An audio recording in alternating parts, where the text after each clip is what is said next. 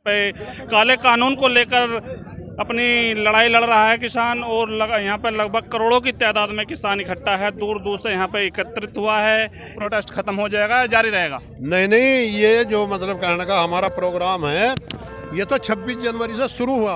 अच्छा। और संसद को भी घेरेंगे और मतलब कहने का जो भी हमारे से होगा वो करेंगे। मतलब कहने का इतना ये तीनों काले कानून ये मतलब नहीं वापस लेते, इतना हमारा आंदोलन चलता ही रहेगा, चाहे सन 2024 तक ही यहाँ बैठना पड़े।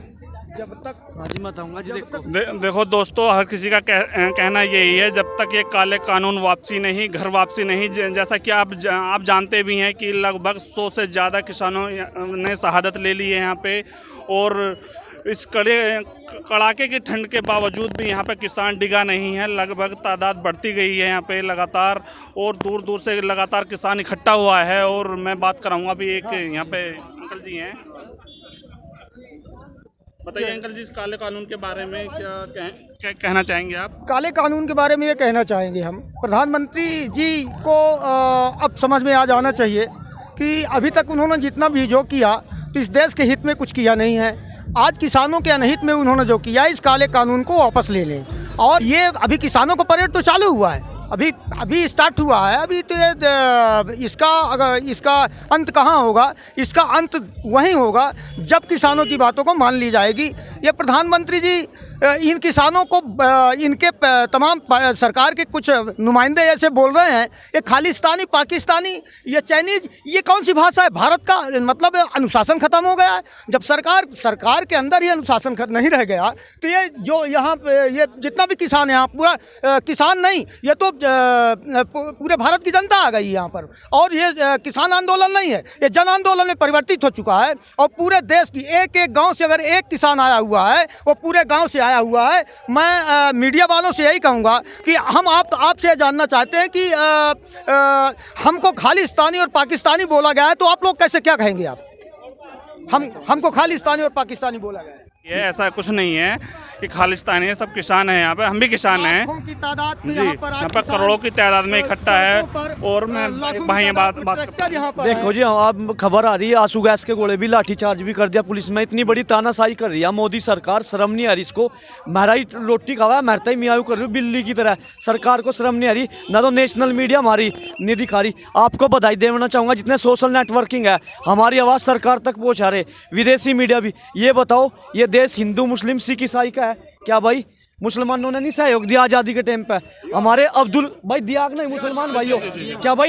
इनका नहीं है। हिंदू मुस्लिम सिख ईसाई सभी का है भारत। इन लोगों ने धर्म को बांट दिया। इन लोगों ने धर्म के नाम पे वोट मांगी। सुनो, परमात्मा ने इसी के हाथ में, नरेंद्र मोदी के हाथ में हम एक कर दिया इंसान है ये काले कानून लाकर। और देखो ही हम क्या करेंगे? हमारे किसान नेता आज हमारा ट्रैक्टर मार्च भी दिल्ली पुलिस ने परमिशन नहीं दी। आज क्या काम करेगा? हमें धक्के खुआएगा, 2-2 घंटे रोक रखा जगह जगह, कुछ नहीं हो रहा, दबाव नहीं पड़ रही। हम क्या काम करेंगे? अलग अलग रास्तों का 1 फरवरी में पैदल निकलेंगे, संसद को घेरेंगे। भाई ये बताओ, हमारे देश में राष्ट्रपति अब्दुल कलाम हुए, कितने बड़े वैज्ञानिक हुए, देश तक कितनी बड़ी चीज देखा गई। इन लोगों को शर्म नहीं आ रही? जाति धर्म गोत्रों के नाम पे वोट मांग रहे। अरे क्या देश में भाई सभी तरीके के लोग होते हैं? शांति है, अपना बगीचा है, इसको बनाए रखो। मेरे युवाओं से निवेदन है, हमारा शांति प्रिय प्रोटेस्ट चलता रहेगा। और देखो, ये किसान है पूरे देश में। जिस टाइम पे हमारे देश की लॉकडाउन में अर्थव्यवस्था डाउन थी, माननीय प्रधानमंत्री आप ही का 80 करोड़ का अनाज खोया इस किसान ने खोया। आप विदेश में जाओ, नाम भारत के नाम तो है आपका ना, आपको इतनी बड़ी शर्म नहीं आ रही? आप किसान सड़कों पे, आपने एक भी ट्वीट नहीं किया। अरे वहां संसद पे हमला हुआ अमेरिका पे, वहां तो ट्वीट कर दो। आपने शर्म नहीं आती? देश के नागरिक के नाते ट्वीट कर देते।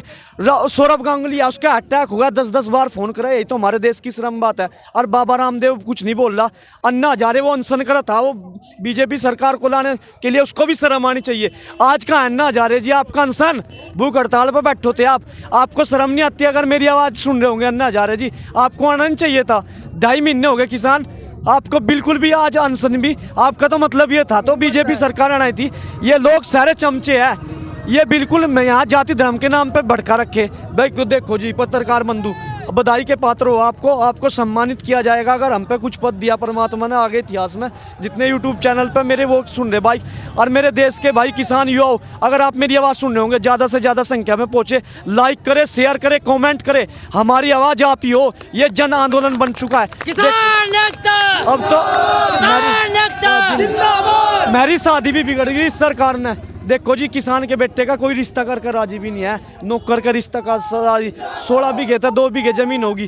कितना बड़ा भ्रष्ट है सरकार, शर्मा नहीं रही। गन्ने का पेमेंट नहीं हुआ पिछले साल का, अगले साल 0-0 है। 50 रुपये और घटाने के लिए सरकार, सारी सरकार जहाँ भी। आप देखो, जिस टाइम पर सिलेंडर था भाई 450 रुपये का आकर था, इन्हें मैं तो मिट्टी गोली देखा भाई सब्सिडी मिलेगी, आज सब्सिडी खत्म कर दी। क्यों? आदत पड़ गई 900 रुपये का लेने का। देश बेचना जा रहे, एयरपोर्ट बेच दिया, वो बंदरगाह बेच दिए, और जी सारी रेल बेच दी, गाड़ी का टायर भी बिक लिया, ट्यूब भी बिक लिया, और स्टपनी भी बिक ली। गाड़ी रह रही, खोखला रह रहा। जमीन बिगड़े के दो पे आज भाई, ये भाई मारा भाई ये कुछ कहना चाहेंगे हमारे? बोल दीजिए। अबे भाई कुछ कहना चाहेंगे?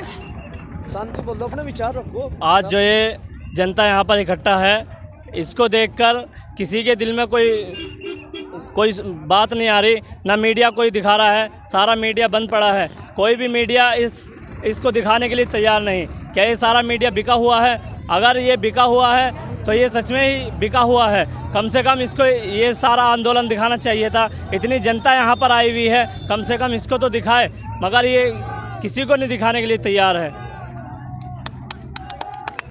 तो देखिए, यहाँ पे लगभग करोड़ों की तादाद में इकट्ठा है और लगातार इस काले कानून की लड़ाई लड़ रहा है किसान, और दूर दूर से इकट्ठा है। यहाँ पे मैं कैमरामैन से कहूँगा यहाँ की तस्वीरें दिखाए कुछ। इसलिए धरना तो अब 26 के बाद स्टार्ट हुआ है, अब तक तो ये टेलर था, फिल्म तो अभी चालू हुई है। मैं अपनी बात को यहीं समाप्त करता हूँ। धन्यवाद, बने रहें हमारे चैनल सब कुछ सच के साथ।